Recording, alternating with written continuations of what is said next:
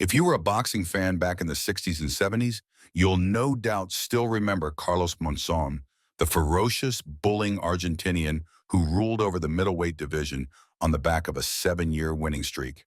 But his boxing skills are probably not all you remember.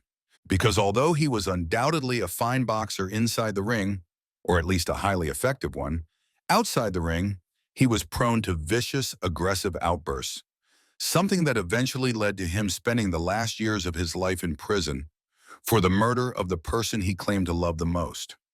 So a good boxer, yes, but he was a monster too. And this is the tragic, violent story of Carlos Monzon. So let's get straight to it, shall we?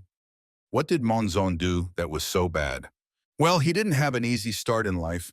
He grew up on the rough streets of Santa Fe City's Barranquitas Oeste neighborhood. He was one of 13 brothers and sisters, and he was forced to leave school to look for work at the age of just 8 because the family was so poor. By the time he was 16, he had already fathered his first child, a son, but that's hardly a crime. He then married at 19. His wife was not his first son's mother. But again, it happens. The couple went on to have 2 natural children, but they also adopted a third child, and many believe Monzon was the child's father, the result of an extramarital affair. Aha, but no, come on. He liked the ladies and slept around a bit.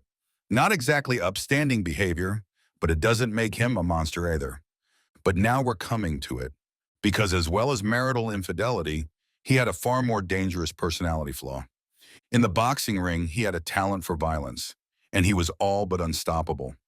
The problem was, he couldn't switch the violence off once he stepped outside the ropes, and he was notoriously unable to control his temper. Later in life, he admitted to having beaten every woman he had been with, and this means his unfortunate young wife was likely to have been just as familiar with the power of his punches as the opponents he faced off against inside the squared circle. However, his fame as a boxer continued to grow, first in Argentina and then internationally. His fans, especially those back home, adored him, and they continued to turn a blind eye to the less savory aspects of his character.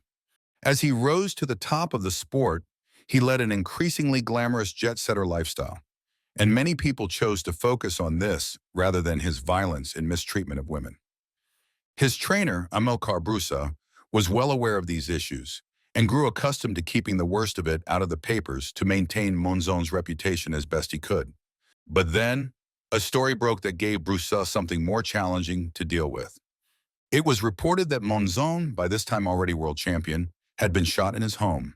At first, it appeared that the shot had been fired by accident, and Monzon and his wife tried to claim that a bullet had hit Monzon when his gun discharged after being dropped on the floor. His wife was even seen smiling and speaking to the press, saying she had warned Monzon he needed to be more careful when handling his firearms. The problem was Monzon had been shot twice, once in the arm and once in the shoulder. Being shot accidentally by a weapon that's been dropped on the floor once is plausible, but not twice. By this point, though, Monzon already enjoyed hero status in Argentina, and the police were happy to go along with his story, or perhaps they had just been paid off. But then the truth came out. Before the shooting, Monzon and his wife had been seen physically fighting in front of their home, and then his wife took the pistol and shot him with it. At first, he refused to go to the hospital. This gives you some idea of what kind of man he was to shrug off 2 bullet wounds. But eventually, his trainer persuaded him to seek medical help. In the hospital, the bullet in his arm was removed after a 2-hour operation, but the other bullet remained lodged in his shoulder for the rest of his life. But why did his wife shoot him?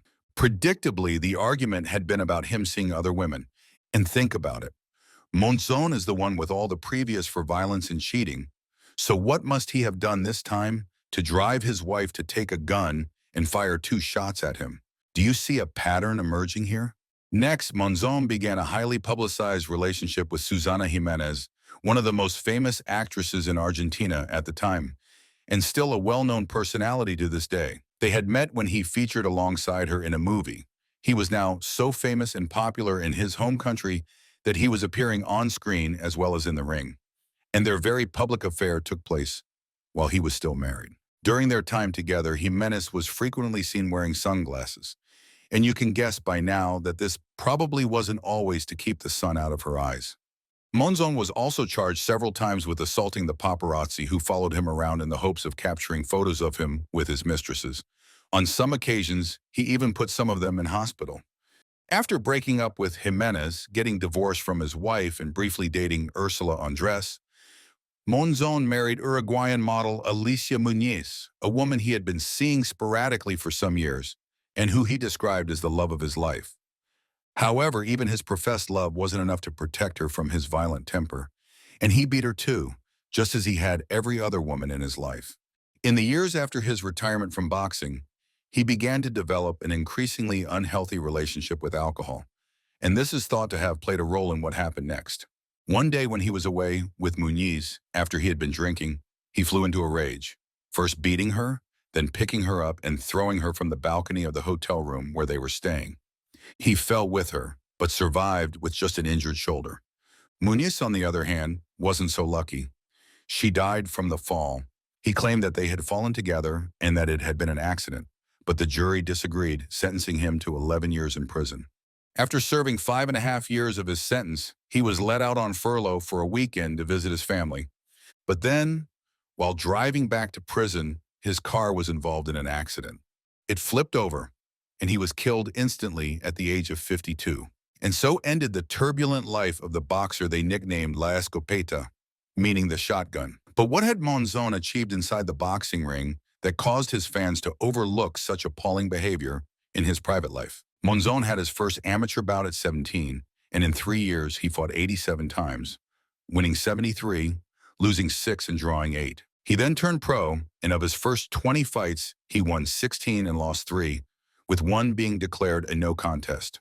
However, he quickly put the losses right by beating all 3 opponents in rematches, and after his 20th fight, he was never to lose again for the rest of his career.